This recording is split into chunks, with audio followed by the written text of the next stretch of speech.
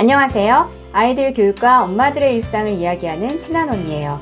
제 영상을 클릭해 주셔서 감사합니다.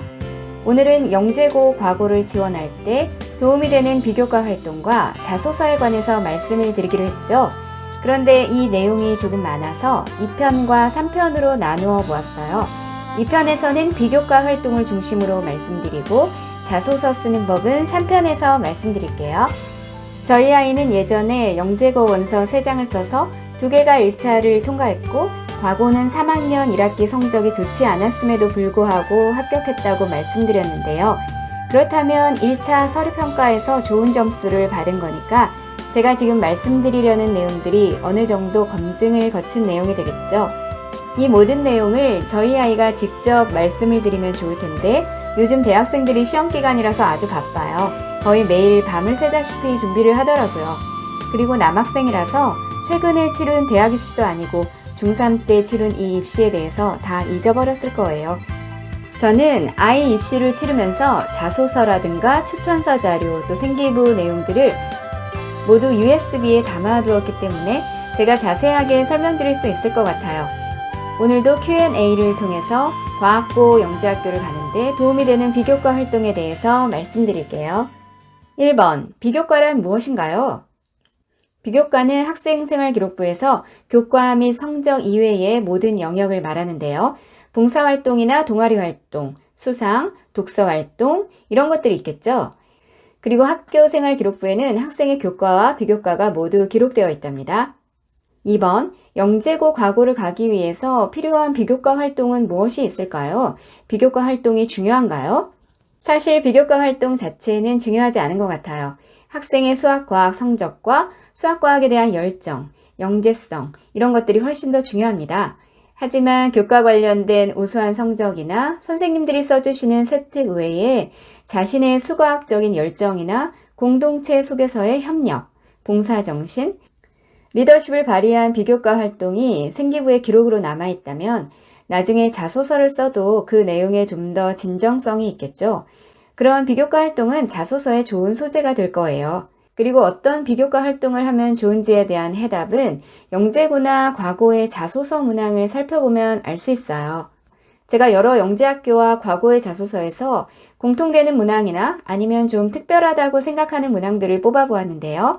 1번, 수과학에서 도전, 창의, 열정을 발휘한 경험과 그 경험을 통해 변화되거나 성장한 점을 기록하시오.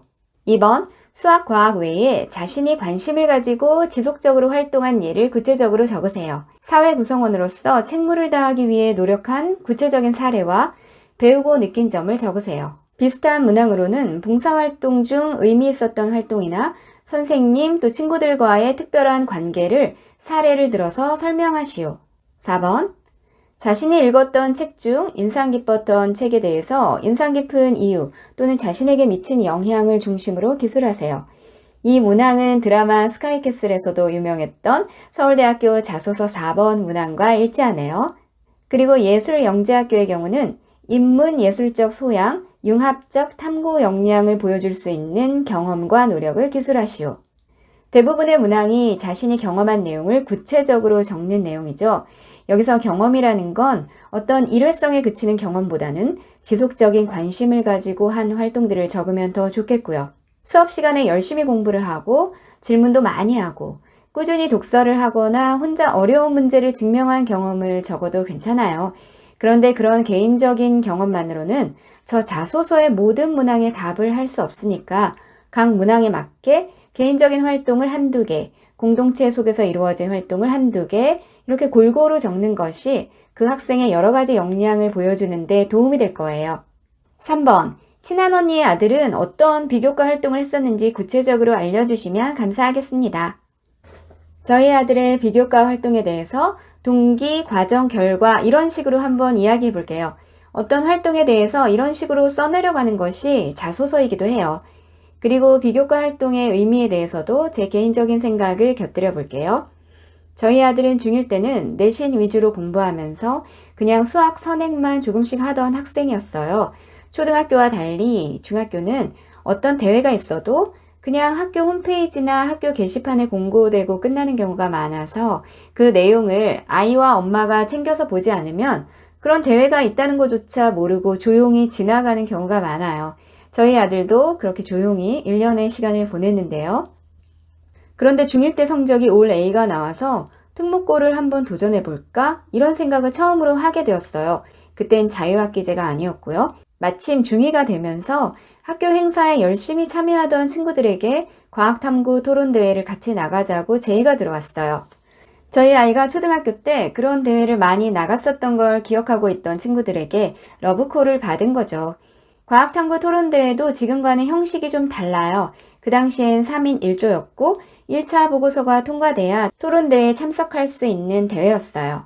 당시 주제는 층간소음에 관한 내용이었는데 아이와 아이 친구들은 시간 날 때마다 모여서 자료를 찾고 실험을 하면서 정말 열심히 준비를 했어요.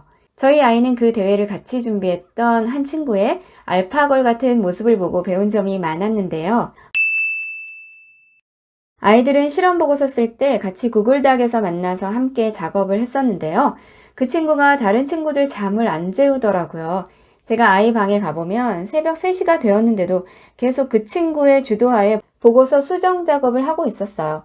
심지어 보고서를 내는 날도 그 친구는 보고서의 어떤 부분이 마음에 안 들었는지 그 부분을 고치기 위해서 밤을 새면서 다시 작성하는 모습을 보여주었고요. 그 대회 이후에 저희 아이는 뭔가 열심히 하는 모습에 매력을 느꼈는지 자기도 어떤 일을 할 때 그런 멋진 모습으로 하고 싶다고 이야기를 했었어요. 또 자신과 비슷한 성적의 친구들이 다 영재고를 준비하고 있으니까 자기도 영재고를 가고 싶다는 생각을 하게 된 것 같고요. 이 시기의 아이들은 다른 친구들의 영향을 많이 받기 때문에 좋은 친구들이 옆에 있다는 건 참 좋은 일인 것 같아요. 그 당시 저희 아이와 저희 아이 친구들은 그 대회에서 동상을 받았는데요. 제가 생각하기엔 그 대회에서 동상을 받은 것도 굉장히 좋은 성과라고 생각해요. 생기부에 보면 수상 기록 옆에 수상한 그 상의 종류 외에 참가자의 인원수가 기재되는데요. 그때 그 대회의 참가자가 170명이 넘었을 정도였어요. 더군다나 그런 대회들은 그 당시엔 1, 2, 3학년이 함께 참여하기 때문에 좋은 상은 3학년들이 거의 가져가는 경우가 많아요. 제가 대입에서 학생부 종합 전형 안내서 이런 내용을 읽어보면 어떤 대회에서 학생이 받은 상의 종류도 중요하지만 그 대회에 참가한 인원수, 대회의 성격, 그 학교의 특성 이런 걸 통해서 어떤 대회의 규모나 치열함을 반영해서 평가하더군요. 만약 영재고 과고 입시에서도 이런 룰이 적용된다면 교내대회에서 어떤 적은 인원이 참여해서 금상을 받은 것과 내신도 치열한 학교이고 대회에 참여한 인원수도 많은데 그런 데서 금상을 받은 것, 이 둘의 상의 의미는 당연히 다를 수밖에 없겠죠. 저희 아이가 다녔던 학교는 특목고를 가려는 학생들이 많은 그런 학교 분위기 탓인지 아이들이 자율동아리 활동도 굉장히 활발했고 개인 봉사도 열심히 하고 대회에도 많은 수의 학생들이 참여했어요. 저희 아이는 다른 친구들이 열심히 활동하는 걸 보고 영재고 과고를 가기 위해선 학교 행사에 많이 참여해야 되나 보다 그렇게 생각하고 그때부터 학교에서 하는 행사들, 대회, 동아리 활동, 봉사활동에 적극적으로 참여하게 되었어요. 과학탐구 토론대회 이후에 발명 아이디어 대회가 있었는데요. 마침 저희 아이는 과학탐구 토론대회를 준비하면서 층간소음을 줄이는 여러 가지 제품을 알게 되었나 봐요. 그래서 그 중에서도 저렴하면서도 효과 좋은 제품들을 슬리퍼 바닥에 부착한 층간소음 완화 슬리퍼에 관한 아이디어를 냈어요. 이렇게 자신이 탐구했던 활동에서 얻은 지식으로 그 연계된 활동을 한다면 그 학생의 지속적인 관심과 노력을 엿볼 수 있는 경험이 되겠죠. 2학년 여름방학 땐 학교에서 과제로 과학탐구 보고서가 나왔는데요. 한강 수영장과 탄천, 성내천 등의 수질 오염도에 대해서 조사해서 열심히 작성했고요. 또 1년에 한 번 있는 영어 페스티벌 대회에도 친구들과 영어 연극을 준비해서 참가했어요. 중2 때는 상을 못 받았는데 중3 때 금상을 받았어요. 원래 대회라는 게 자꾸 나갈수록 어떤 노하우가 생겨서 결국에는 상을 받게 되는 것 같아요. 여러분들도 어떤 일에 도전하면 할수록 실력이 향상되는 걸 느끼실 거예요. 이런 내용은 어떤 성장과 발전의 경험으로 남겠죠. 정규 동아리로는 글로벌 통역반이라는 곳에서 활동을 했는데 시청각 자료를 활용한 통역, 번역 연습을 했고 국제기구와 관련된 외부 강사의 초빙 강연을 들었다고 생기부에 써 있었어요. 이런 동아리 활동도 수과학 외에 자신의 관심 분야를 표현할 수 있는 내용일 거예요. 또 교육청에서 개최하는 학생 과학 축전에도 참여했고 중3 때 뒤늦게 교육청 수학 영재원도 다녔어요. 영재원에 관한 기록은 영재고 과고 입시에서 반영이 되지도 않고 자소서에 직접적으로 언급할 수는 없지만 그 활동들은 어차피 자신이 직접 참여해서 한 것이기 때문에 자소서를 쓸 때 수과학적 역량을 보여주는 그런 내용으로 쓸 수가 있어요. 앞으로 영재고 지필 시험이 없어지면 영재원 활동이 도움이 된다는 이야기가 최근 나오고 있기도 하죠. 저희 아이는 수학 관련 영재성에 관한 문항은 독서 분야에서 찾아서 자소서를 썼어요. 사실 저희 아이의 키워드는 독서라고 해도 과언이 아닐 만큼 저희 아이는 책을 많이 읽는 학생이었어요. 역사, 과학, 철학 이와 관련된 책들도 좋아하고 심지어 미생이나 식객 같은 만화를 점심시간에 밥도 안 먹고 도서관에 가서 읽은 적도 있다고 본인이 이야기한 적이 있는데요. 저희 아이는 이렇게 활자화된 내용들은 만화도 가리지 않고 좋아하는 학생인데요. 이런 내용은 중학교 때나 고등학교 때 모두 생기부 곳곳에 선생님들께서 기록해 주셨어요. 독서량은 한 학기에 8권 정도 생기부에 기록이 되었는데요. 책 종류는 인문학, 수학과학 서적 모두 골고루 섞여 있고 대부분이 학교 권장도서였어요. 만약 생기부에 별다른 비교과가 없다면 지금이라도 많이 채워줄 수 있는 부분은 독서라고 생각해요. 자소서 쓰는 소재로도 좋고 또 좋은 책을 심도 있게 읽었다면 면접에서 질문과 답하는 과정에서 좋은 평가를 받을 수 있을 거예요. 봉사활동은 지역 아동센터에서 청소도 하고 아이들이 문제 푼 것을 채점하는 그런 일을 2년 동안 했었는데요. 어떤 한 가지 봉사활동을 지속적으로 하다 보면 에피소드가 생길 수밖에 없고 그런 소재 역시 인성을 잘 드러내줄 수 있는 소재가 될 수 있어요. 임원 활동도 물론 인성 분야를 잘 보여줄 수 있는 활동인데요. 저희 아이는 임원이나 선도위원 이런 활동을 했었어요. 그런데 대학의 학생부 종합전형 안내서를 보면 꼭 임원이 아니라도 어떤 학급의 작은 역할이라도 학생들에게 모범을 보인 사례가 있다면 이런 것들도 좋은 평가를 받는다고 해요. 영재고 과고 입시에서도 이런 면이 적용된다면 임원 활동을 안 했어도 실망하실 필요는 없을 것 같아요. 마지막으로 자율동아리에 대한 내용인데요. 저희 아이는 중3이 되면서 영재고 과고를 준비하는 친구들과 함께 과학 자율동아리를 창설해서 평소에 하고 싶었던 주제의 실험을 했어요. 그 당시에 영재고 자소서에 수학과학 영재성 입증 자료를 사진과 함께 A4 용지 한 장 정도로 제출해야 해서 이 동아리에서 실험한 보고서를 요약해서 첨부했어요. 요즘엔 자율동아리 기재가 제한되어 있고 앞으로는 그러니까 지금 중학생들부터는 대입에는 미반영된다고 하는데요. 당시에는 모든 자율동아리 활동이 생기부에 기재가 가능해서 저희 아이가 다니던 학교 아이들은 중1 때부터 여러 가지 자율동아리 활동을 중복적으로 열심히 하고 그랬어요. 엄마들의 개입도 있고 그랬는데요.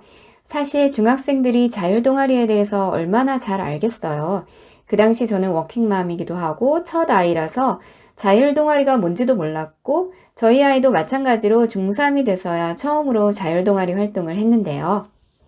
만약 아이가 자신이 관심 있는 분야의 동아리에 들어가지 못했다면 마음이 맞는 친구들과 같이 만들면 돼요. 중3이나 고등학생 정도 되면 아이들이 자율동아리를 쉽게 만들고 그러더라고요. 학교마다 다를 수도 있는데 만약 만드는 방법을 모르면 학교 담임 선생님께 여쭤보면 선생님들이 잘 가르쳐 주실 거예요. 저희 아이가 중학교 때 영재고나 과고를 한번 가보겠다고 이렇게 열심히 참여했던 모든 비교과 활동들은 사실 중학생들이면 누구나 학교 프로그램 안에서 그렇게 할 수 있는 어렵지 않은 활동이었어요. 이런 활동들이 영재고 과고 서류평가를 통과하기 위한 필수적인 활동은 아닐 것 같고요. 그래도 이런 활동들 덕분에 저희 아이는 자소서를 비교적 쉽게 쓸 수 있었어요. 그리고 고등학교 가면 교과 관련 수행평가나 비교과 활동이 참 많아서 이렇게 미리 경험한 활동들이 도움이 되는 것 같아요. 특히 영재고는 연구나 논문 쓰기 같은 수업이 교과 과정 안에 들어있고 과학고의 경우는 매 학기마다 과제 연구를 하나씩 진행해야 해요. 그래서 교과 공부 외에 이런 활동도 미리 경험해 보는 것이 좋아요. 과거만 해도 중학교 때 이런 수학과 활동과 관련된 상을 받지 않은 친구들이 드물더라고요. 여기까지 들어주셔서 감사하고요. 3편에서는 자소서를 어떻게 작성하면 좋은지, 또 선생님께 추천서는 어떻게 부탁드리는지 그런 팁들에 대해서 말씀드리기로 할게요. 구독과 좋아요 눌러주시면 정말 힘이 될 것 같아요. 그럼 안녕히 계세요. 다음에 또 만나요.